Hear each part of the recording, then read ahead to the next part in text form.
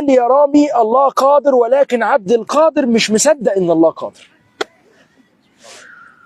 فلما تصدق ان الله قادر بعد كده اتكلم معايا. فقلت له طب خلاص ما تقفلش، انا مصدق ان الله على كل شيء قدير وقادر يوديني دلوقتي.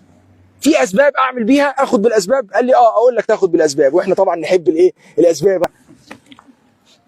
قال لي اسباب غريبه جدا. قال لي انت مش عايز تيجي عند الرسول؟ قلت له اه. قال لي اكثر من الصلاه على الرسول. ومعاك فلوس؟ قلت له لا الفلوس اللي معايا قليله. قال لي اكثر من الصدقه. يا سلام. طيب احنا كده يعني عملنا العكس. فكان معايا مثلا اظن ساعتها 6000 جنيه، وببص على التذكره بتاعت المدينه كانت ب 8000 9000، وفي العشر الاواخر بتزيد كمان تبقى 10 11 12، ولازم تبقى حاجز قبل رمضان بشويه حلوين، ومش هينفع تحجز في نفس اليوم، ولو عايز تحجز في نفس اليوم يبقى بيزنس كلاس، ده لو لقيتها هتبقى ب 20 30. وانا اللي معايا 5 6000. فكلمت والدتي قلت لها في حد